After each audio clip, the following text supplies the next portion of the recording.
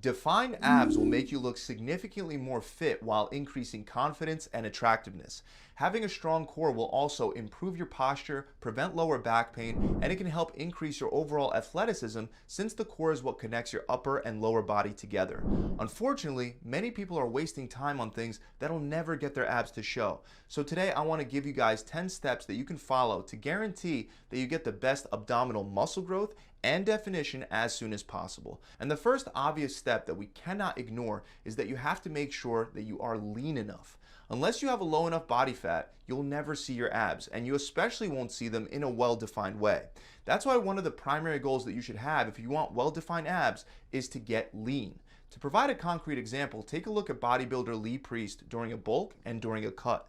In the first photo, his abs aren't visible even though he carries a lot of muscle mass. Trust me, the abs are still there, they're just under a thick layer of fat. Meanwhile, in the second photo, his abs are very clearly visible because he's much leaner. So you're probably wondering, how lean do you have to be in order to see your abs? And the truth is that there's no set in stone answer. That's because we all have different body fat distributions. Some people tend to store more of their fat around their midsection, which means that they need to maintain an overall leaner body composition to see their abs compared to someone that doesn't store as much fat specifically around their midsection.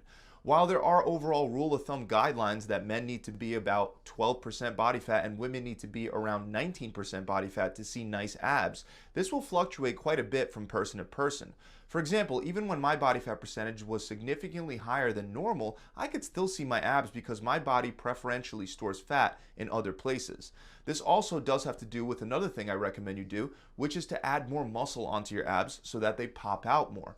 You would do this by training your abs with progressive overload. Just like any other muscle, if you want it to grow, you have to train the muscle in a way that exposes that muscle or muscle group to more challenging stimuli over time. So an example is, if you could do a particular ab exercise for 12 reps in your last workout, you could try to go for 13 reps in your next workout session. Or you could do the same 12 reps but make it more challenging with some extra weight.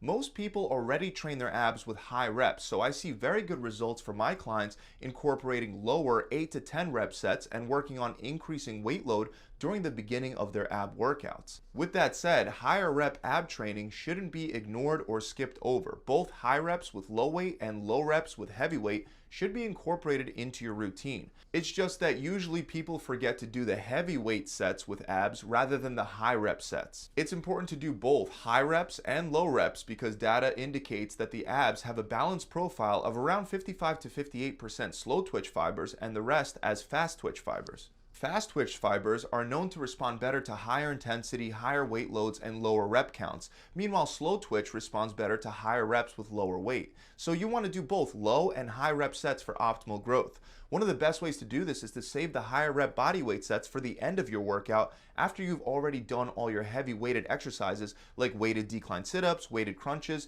and weighted pull-ups. Or alternatively, you can do high and low rep sets together with supersets. Utilizing this superset strategy, you would do a high rep set with no weight right after every low rep set with heavy weight. An example would be to perform weighted decline sit-ups for 10 reps and then immediately perform 20 to 40 reps of jackknives. You should also specifically focus on ab isolation exercises instead of general compound movements. Lots of people claim that doing compound exercises like squats, deadlifts, and barbell overhead presses are enough to develop flawless abs. But is that true? Well, if you're still in the beginner phase of your fitness journey, you likely can build some ab muscle by doing these compound lifts. But that won't be the case anymore once you've adapted to those exercises and you're past that beginner point. This is due to the fact that most ab exercises don't activate the abs effectively since your lumbar spine doesn't flex or rotate during those movements. We have a study that looked at muscle activity levels during many different exercises, including doing the back squat with a very heavy weight for only 3 reps. Surprisingly, researchers found that ab muscle activation was so low it didn't even reach 20% of maximum voluntary contraction. The straight leg sit-up, on the other hand, activated the external obliques and rectus abdominis by around 40%. That's more than double the activation produced by a very heavy set of squats. On top of that, another study found that during the clean and jerk exercise, core activity levels were also very low. This is interesting because the clean and jerk includes the movement patterns of a squat, deadlift, and overhead press all in one, which is why it's considered by many as an effective ab building exercise, but still it didn't train the abs very effectively. So what you want to do instead is focus on ab isolation exercises, and I'll give you the best exercises for that in just a minute. But first, you have to understand why static exercises don't work very well for developing your rectus abdominis or obliques. This is exactly why you shouldn't rely on ab-specific static exercises like planks, for example. One of the reasons planks aren't so great is that the movement is too easy to begin with for most people. Unless you're currently out of shape, you can likely hold the plank for at least a minute or two without adding weight. So it's not very effective in regard to muscle growth for the rectus abdominis and the obliques because the amount of tension overload is too low. There are, of course, ways in which you can increase the difficulty of a plank. One is by doing a long lever posterior pelvic tilt plank, and research has found that this movement resulted in over 100% activation relative to maximum voluntary contraction for the upper and lower abs and the obliques. You can also alternatively place a weight across your lower back and hips to increase tension overload as well.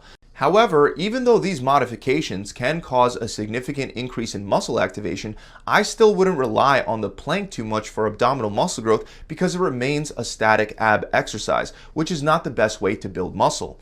An equivalent of the plank would be an isometric exercise where you stack your hands together and create an isometric contraction, pushing down with one hand and pushing up with the other to train your biceps on one side and your triceps on the other side. Instead, you want to focus on dynamic ab exercises. These are better for muscle growth because both the eccentric or the lowering phase and the concentric or the lifting phase, both of these offer unique benefits that you don't get from static or isometric movements.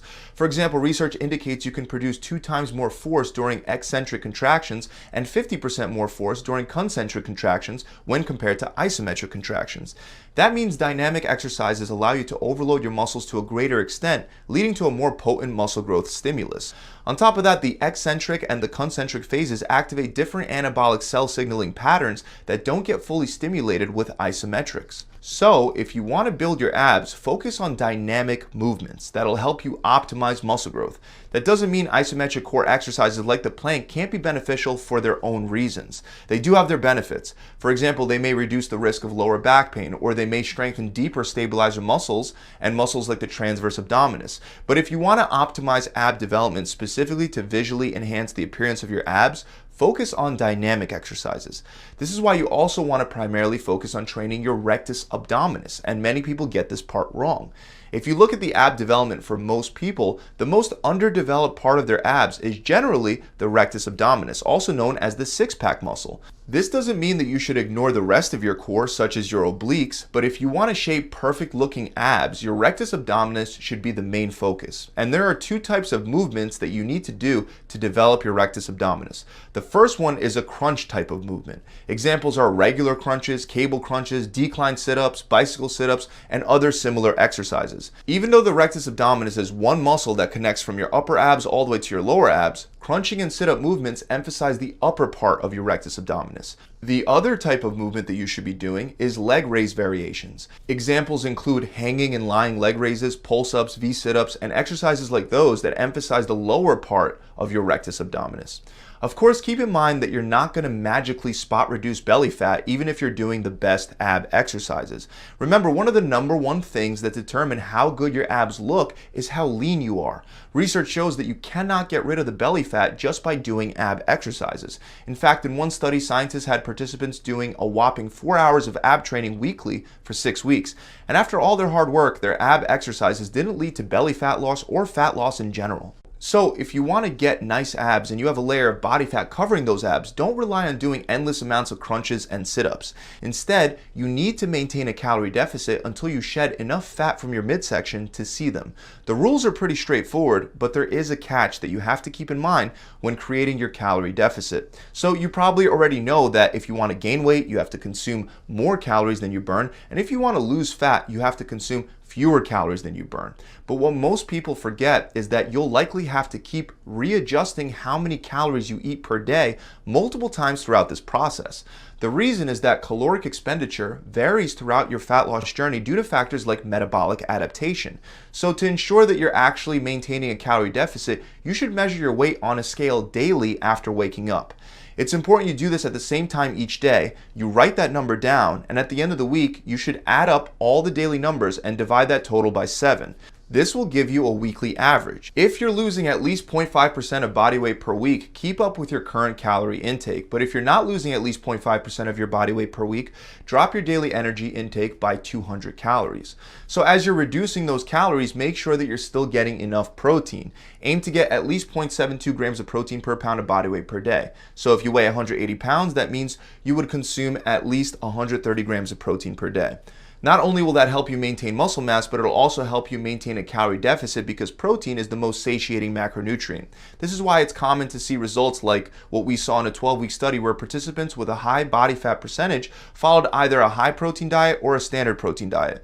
Those on the high protein diet lost an additional 3 pounds of body fat and around 1 extra inch off of their waist. So that about wraps it up. I really hope this video has helped. If it has, make sure you subscribe to my channel. Also, if you want any extra help with developing a balanced training routine where you get optimal strength gains, muscle growth, and fat burning, then head on over to my website. You can get a customizable diet plan, a recipe book, a 42-day workout plan, a full video exercise library, and a coach with just the click of a button. Best part is, just by showing up and doing your part, you'll be one of the thousands of people that receive the full refund at the end of the program, making it free. We refund you at the end to help motivate you to complete the program, and when you complete the program, you could be sure that you're going to get amazing results. To find out more, you can click the link below in the description, or you could visit my website directly at gravitytransformation.com. I'll see you guys soon.